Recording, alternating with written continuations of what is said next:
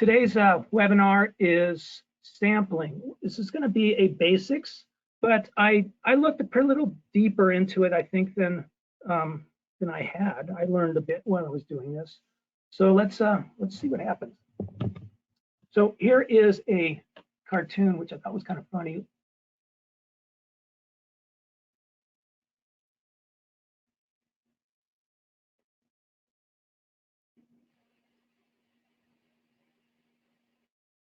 Okay, I read the whole thing, so I'm assuming you did too. All right, here is what we're going to do. We're going to talk about why for about 5% of this thing, and then we're going to talk about how and some of the details associated. So first off, if you want information, written information, some of us learn best by reading. I'm one of those people. There are two references. I think they're pretty good. This one is one put out by Evo. It's not the IPMVP. It's the statistics and uncertainty for IPMVP. Okay, so that came out a few years ago. That's the section on sampling. It's pretty good, and some of the slides in here are copied and pasted from that. And then this one I think is really great. It's put out by BPA.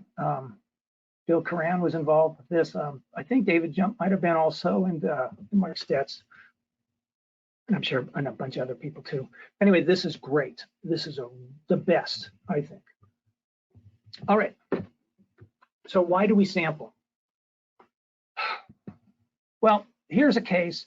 This is something like a case I saw in the real world. I think they had 200 split systems, but I changed it to 160.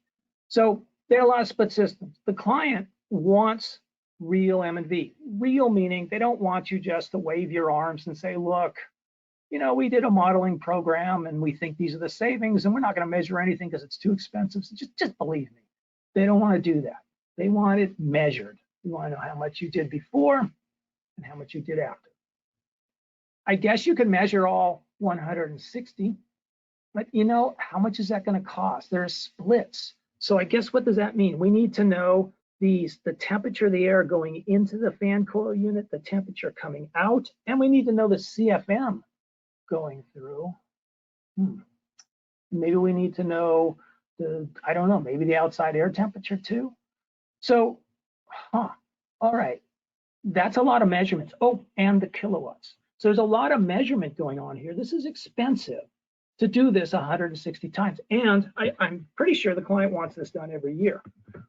That's really expensive. It's so expensive that if you want to measure all 160, there's no project here because the engineering time, geez, it could actually be more than putting in the splits. I don't know, but it's possible.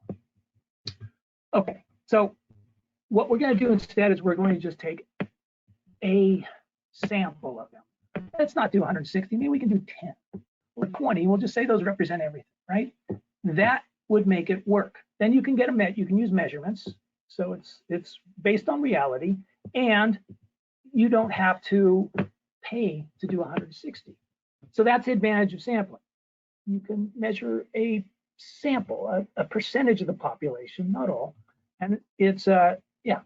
The problem is it introduces uncertainty, right? So what if let's say we were going to measure 10, and the 10 I measured were the 10 oldest ones that were the most broken, that used the most energy. That's not going to work. Or maybe I measured the 10 newest ones because they were working, and half of them didn't even work.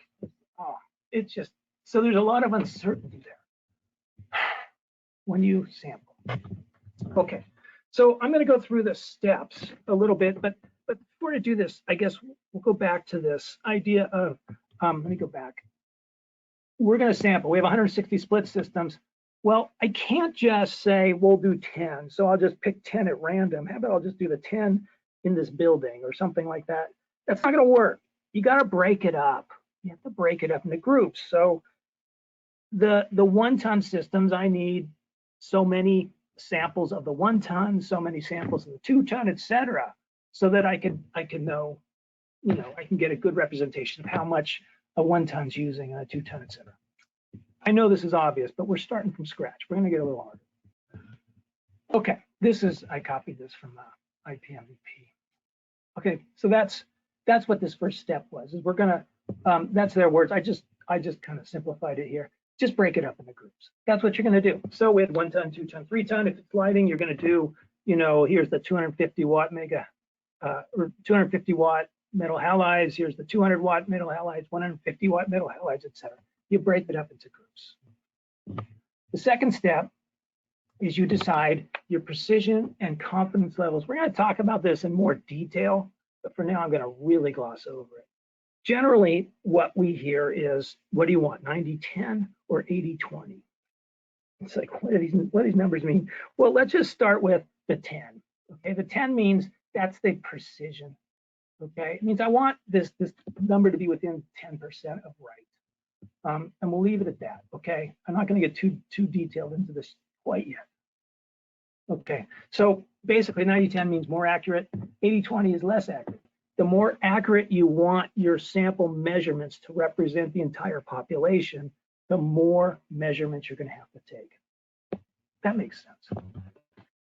Okay, so they have this equation to calculate the sample size. We're not going, this is going to be a mathematical thing here. But, there's equations, you can look them up. And then they will adjust them, or adjust their initial sample size for smaller groups. So let's say if you only had 20 units and you want to know how many samples to take, you don't want to take 25 samples of 20 units because you can't do it. So this thing will reduce the size based on what the entire population is. Okay, so I made a spreadsheet.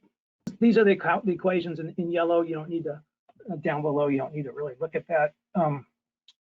But the inputs are going to be your confidence and precision, so 80-20, 90-10. The CV, now we haven't talked about PV yet, and the population size, how many units are there? Okay, based on that, so the second to the far right, I have the sample size, and in the far right, I have a lower sample size. So the lower sample size in the far right is what is adjusted down because my population is only 200.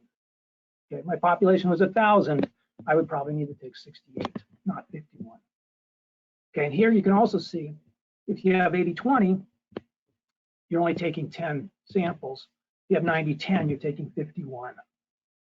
Okay, so there's a big difference in number of measurements you need to take based on your 80-20 or 90-10. What else? Okay, now what's really important is this CV number. I'll get to in a minute, but that is the thing that I think sometimes when people go over this, they don't really go into what should the CV be, and I think that's really important, and we'll go into that in detail.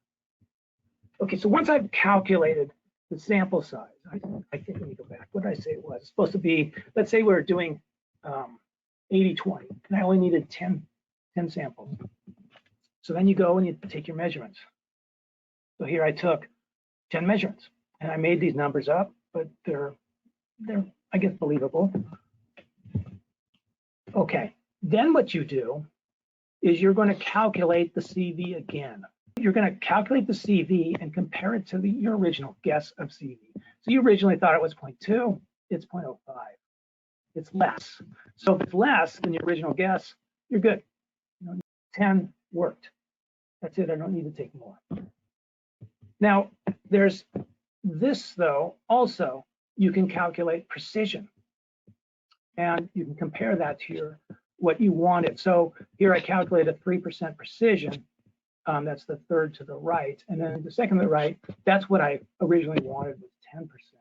All right, so 3% is less than 10, therefore I do not need to take more. So wait a second. So I have two different equations or two different comparisons here.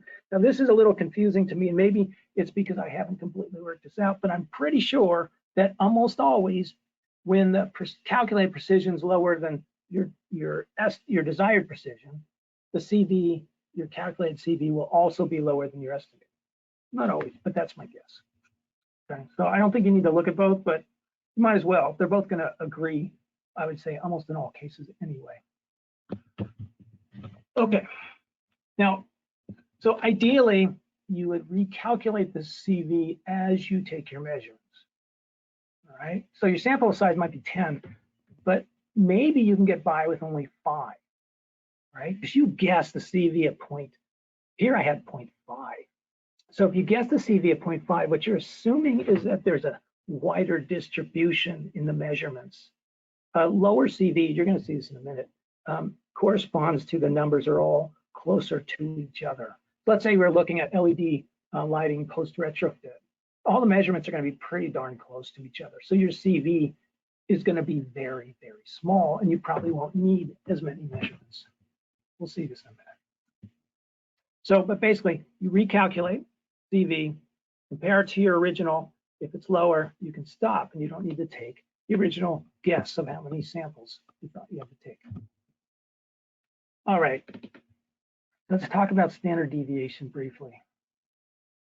Standard deviation, I guess in lay terms, all it really is it tells you how, what the distribution of all your measurements is.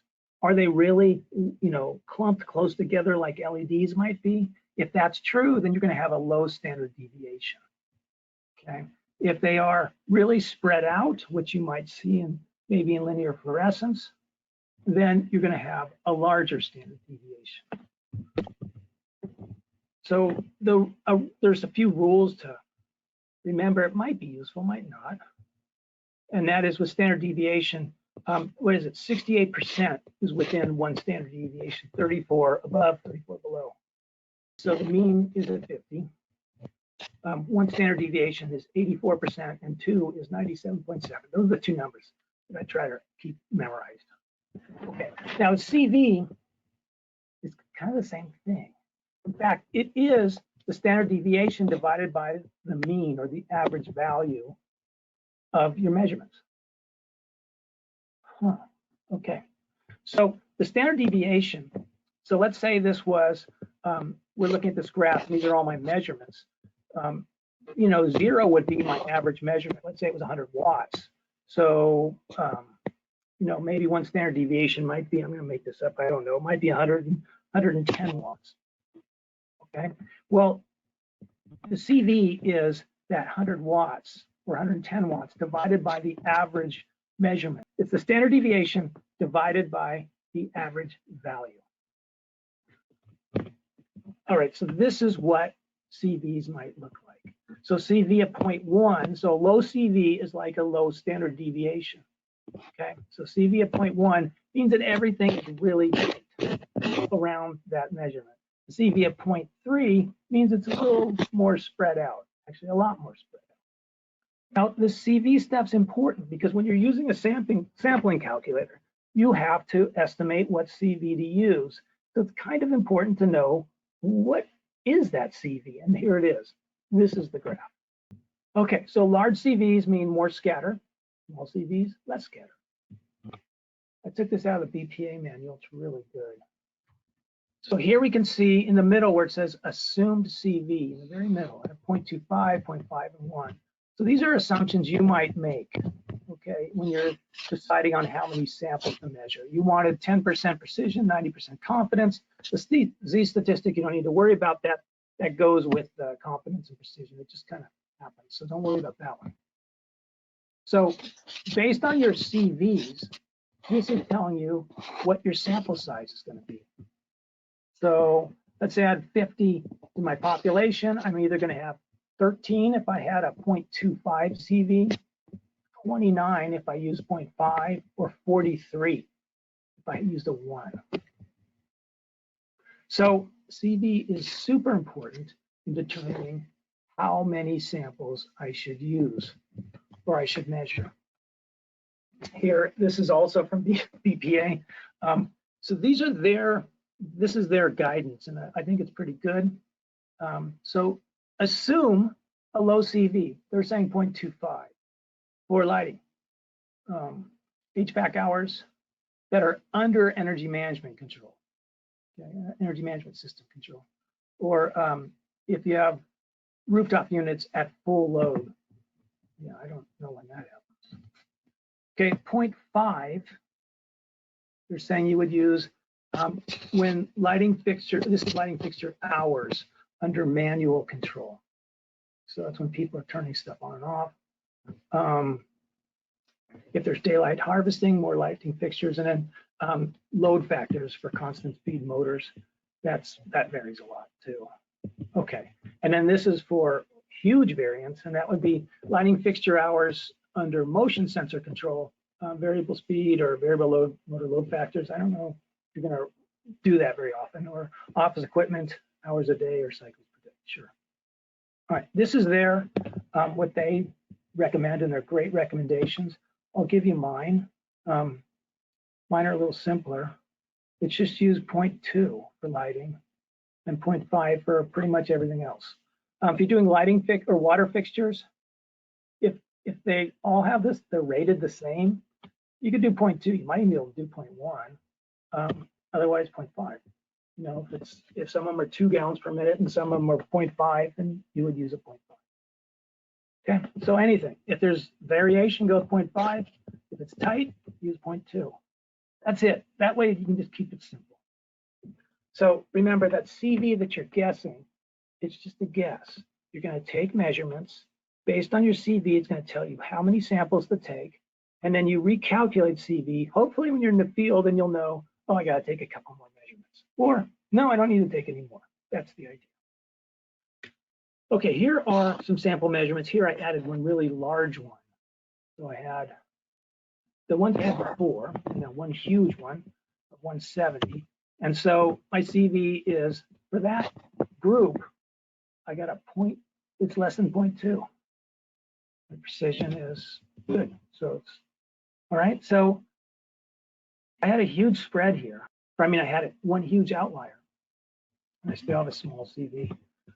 Okay, here's one where I had 2 that were really high, 2 at 170. And here my CV is a little higher, but notice it's not 0.5. The small CVs often will do the trick. Okay, so here's one where I took the same values and I just made this one 100. And this one's going to be really small. Now look at the CV, it's less than 0.1. It's tiny. So, but look, there's real variation here. This is what you would see when you're measuring lights. You'd see 95 to 106. That's about right. So for lighting fixtures, yeah, CV at 0.1 might work. But if you want to be safe, you can start with 0.2 and then just stop measuring. Now, if you're doing post retrofit, yeah, you probably can get away with CV at 0.1. This is for lighting, post retrofit lighting. Yep. Here, what I did was I put in a 0.1. So I was thinking, yeah, I'm going to use LEDs. I'll put in a 0.1 CV and look what the sample size calculator tells me. I don't need to take any.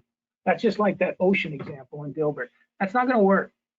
Okay, so I think that what you should probably do is assume at the least that you're always going to take 2 samples. That's what I would do. This isn't written in any books that I've seen, but that's just what I would do. Okay, so here I did weekday hours. So this would be, we put some data loggers in these different offices and figured out how many hours they were in their offices. And this is a spread that I think is legit. I made it up, but it looks kind of legit. And here, it looks like I could have done it with a CV of 0.3 with that spread. Okay, if I put a 0 in there, there's one office no one was in there.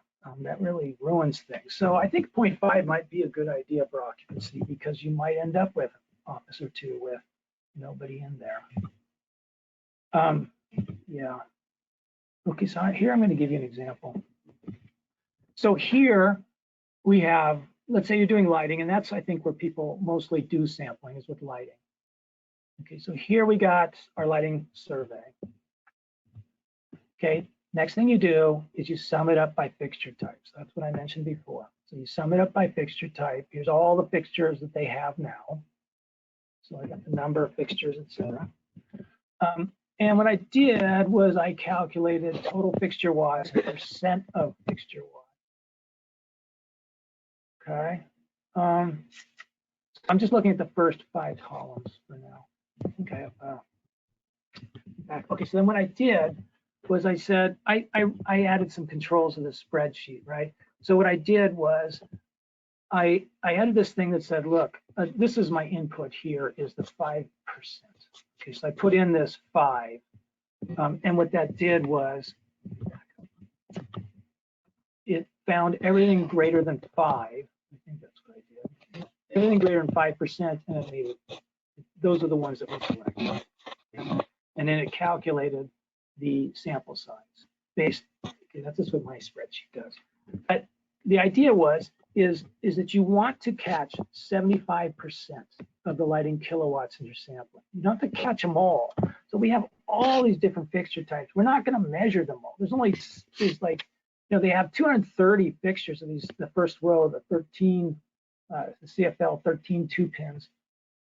I'm sorry, 230 of them. They're 17 watts, but it's only 0.17%. It's nothing.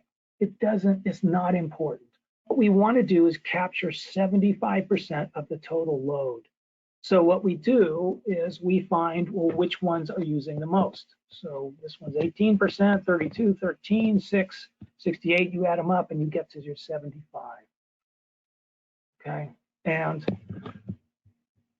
yeah, so I got 77.4. That'll work. And then with the rest of them, what you're going to do is just use tables from something that's published online or whatever. I know PG&E put out a lighting thing that said this is how many watts per fixture, and you just use that. And so you don't need to measure for all the little ones, but for the ones that are really substantial part of your lighting retrofit, those that you measure. You want to hit 75%. Okay, for lighting schedules, we're going to group it by area type. So here I have, cafes, elevators, exterior, I don't know what that is, gyms, hallways, lobbies, okay, mechanical rooms, etc. Open office, that's OO. And I did the same thing. And here what I did was I just looked at the ones that had 5% or more. I didn't do the 75% here. I don't remember if this is what is written in any book or not. I don't remember that. It might be, but it's what I did. All right. So now a couple issues. So yeah, here I did one. It said 2 samples. So how do you get a standard deviation of 2 samples? Remember the standard deviation? It's like, the standard deviation. So part of the calculation to calculate the CV, one of the interim steps is to calculate. I'm pretty sure it is to calculate standard deviation. Well, how do you do that with 2 samples? That doesn't make any sense, right? Because when you're calculating standard deviation, you're assuming that there's a Gaussian distribution. How can you have a Gaussian distribution with only 2? Well, you can't. Now you can calculate a standard deviation of 2, by the way, and what it does is it will take those 2, take the average of the 2, and that's the mean, and whatever the distance is between the mean and either of those 2, that we'll call that the standard deviation. But it doesn't seem to make sense. So here we go, back to the standard deviation.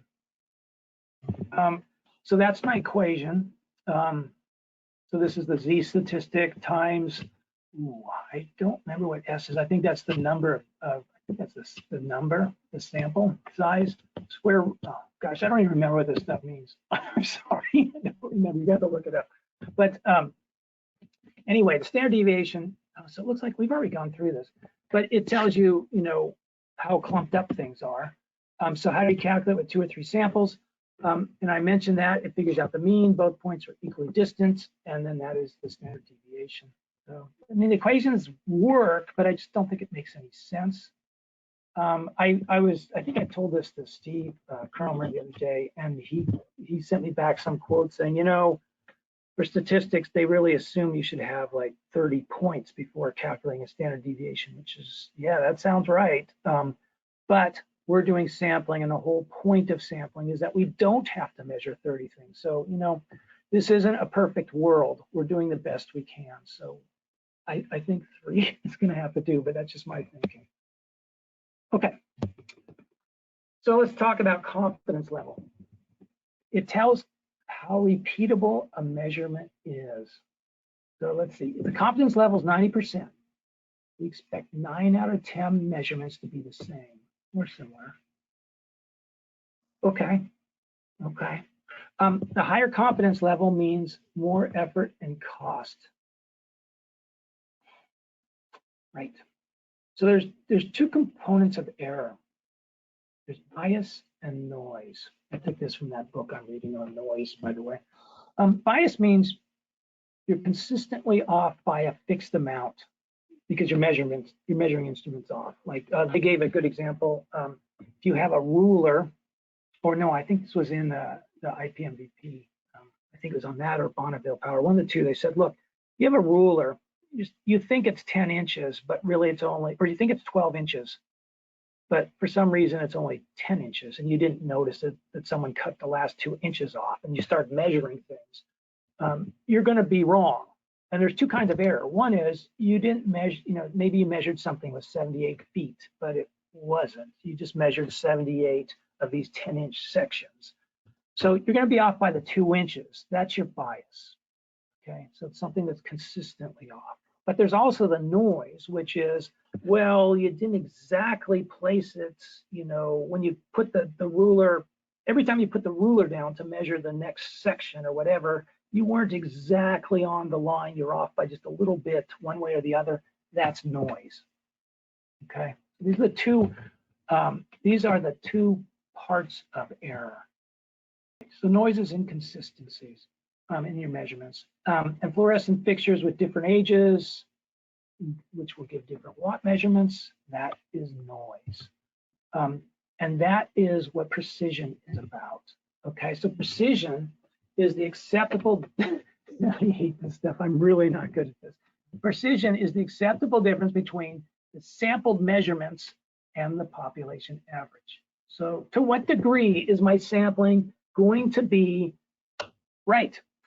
Okay, if you accept the 10% precision, you're saying the average value is within 10% of what my sample said it was. So that means if we're going to go with 80-20, it means I'm willing to be 20% off. That's what that means. Okay, so BPA recommends 10% precision at 90% confidence, but in certain cases, maybe not. Where measurements are expensive, or populations have large variances. So let's say you're measuring, office hours, office occupancy, some of which are off, and some of which are 24/7. That's a high CV. So you're going to have to do a lot of measurements to get your 10% precision.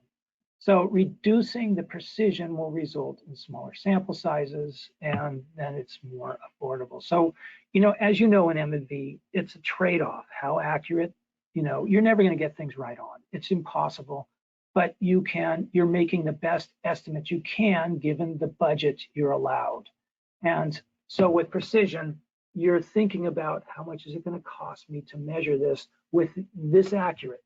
Maybe if I can spend 1/4 as much or 1/5 as much and get a little less accurate, maybe that's good enough.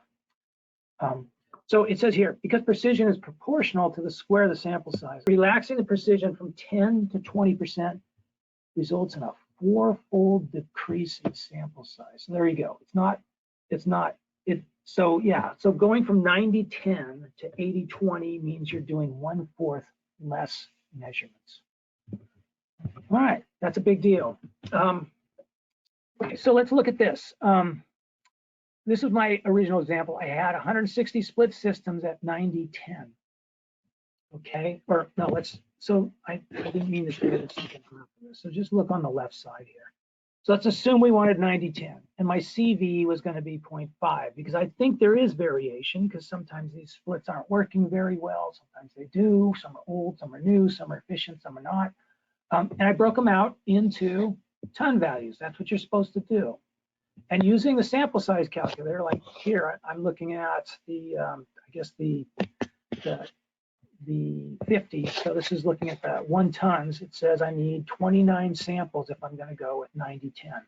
29 samples, 25, 25, 21. It adds up to 100 measurements, 160 split systems, 100 measurements. To me, that's ridiculous. That gets me I get pretty angry when I am told I have to do something like that. I hate wasting time and money. Okay, if we relax this to 80-20, we end up with 32 measurements. That I think we could do. Now that's a lot still, but I think we can do. And that way we've measured things. We've taken 8 samples of each. That's quite a bit. Yeah. So the 90-20-80 or 90-10, 80-20 is really important. So I guess we'll look for questions. All right, someone said, great job. I always like hearing that. Thanks for focusing on CV. The other item not documented is the agreement on the homogeneous groups by project, yes. Or by building or by meter or more than 1 meter, the same utility type for building. Right, okay, so what he's saying, or what they said, I don't know who said it, that's absolutely right. So I guess, let's say you're doing fixtures across several buildings. It's like, do you need to measure the LED, the same fixture? Let's say it's an LED, do you need to measure it in each of the buildings, or can I just do it over the entire project? Yeah, that's good. And I think that, yeah, it's something you need to agree on with your customer. What else? And how do you spread your measurements over buildings if you decide to do groups across projects, multiple projects in the building? Oh, that's a good question. So the whole idea, okay, now what they're asking is, yeah, let's say we're doing it over the entire projects and we're going to just measure 10 LEDs and there's 30 buildings. Do I just measure 10 in one building? Or, yeah, that's a good question. I was reading about that. I don't know. I don't remember. I think Bonneville Power talked about that, how to spread it out between buildings and stuff. I'm just a totally random type person, so I just randomly select stuff. But there are different ways people go about choosing how to do this. I mean, some of them will use like a random, almost like a random number generator or something like that to pick fixtures. Yeah, I'm not one, but one of those. But okay, here's one. Do all these CVs, precision, confidence, et cetera, get factored into safety factor, guaranteed versus proposed savings? I don't think they have anything to do with them, personally. I don't think so. So you've guaranteed a certain amount of savings, and you were told in your performance contract or in your M&V plan, I need to measure the fixtures before and after, and this is how I'm going to do it. And then you just go and do it.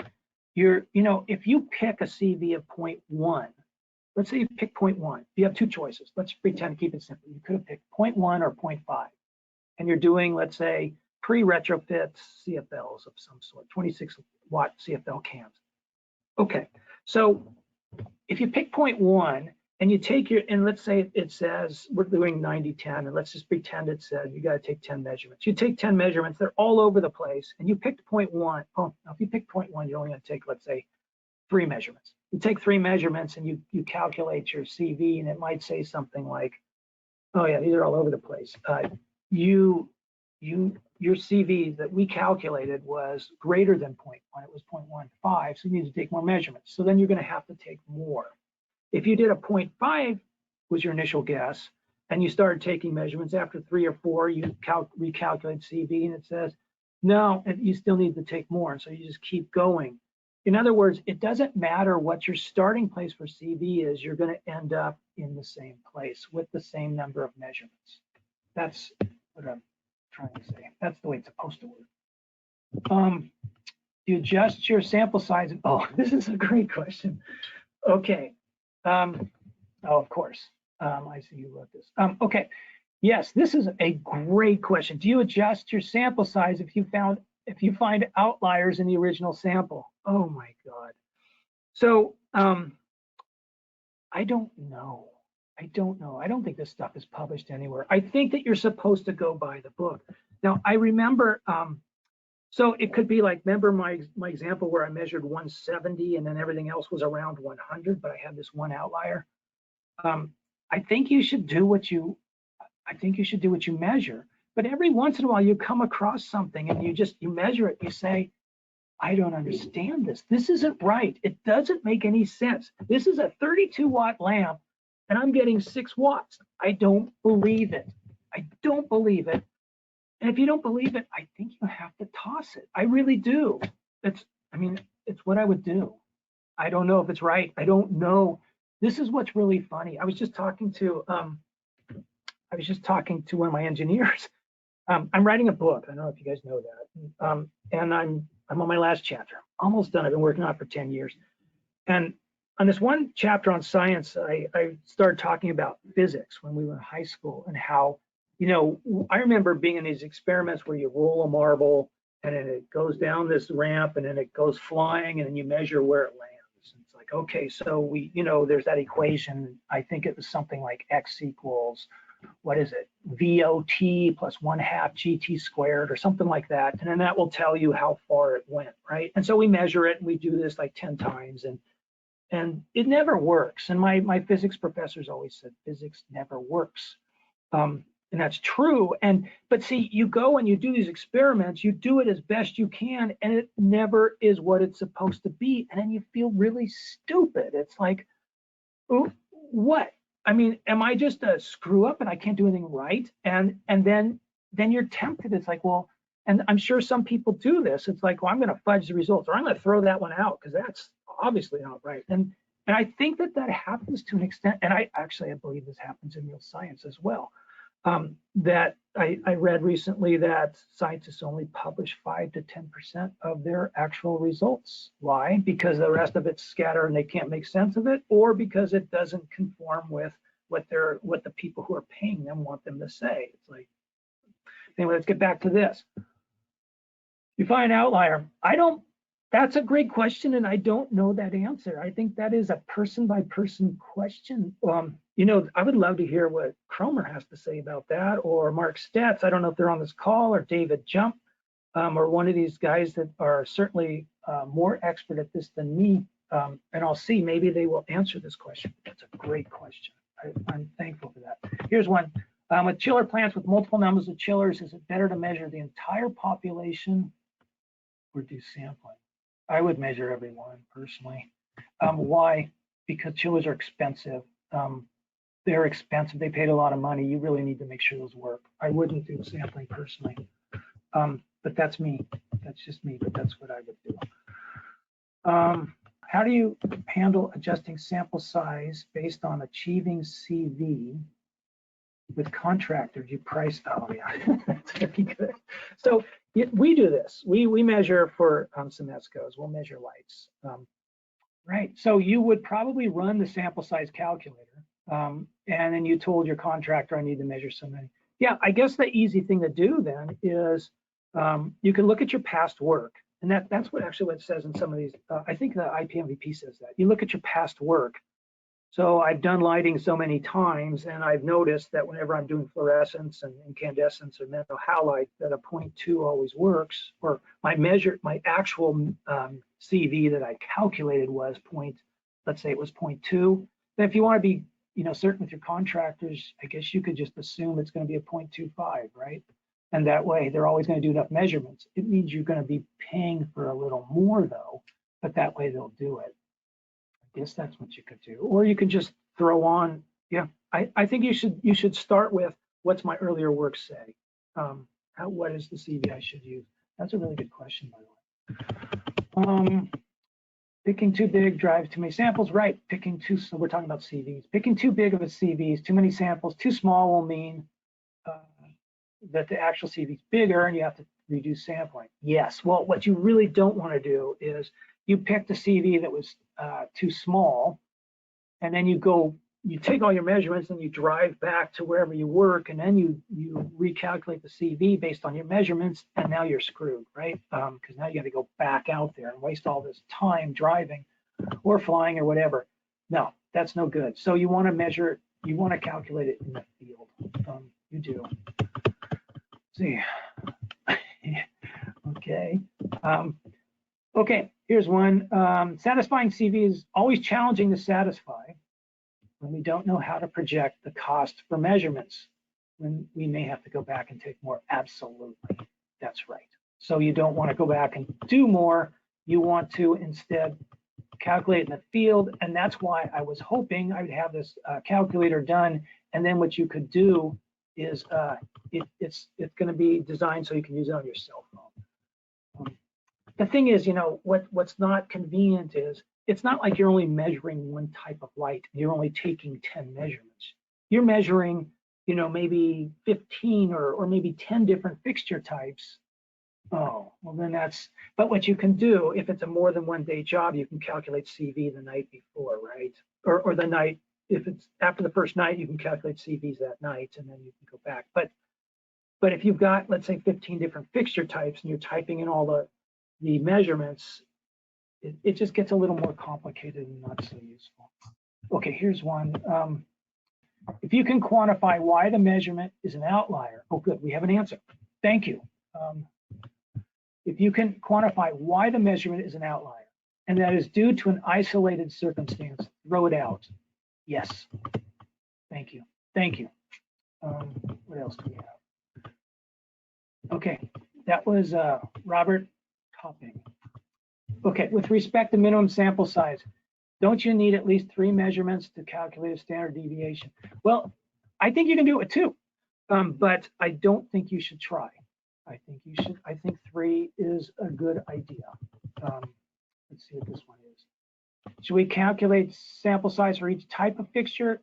Absolutely. Okay. So yeah. So back to my example, maybe you came in a little late, but you might want to rewatch the second half of this webinar.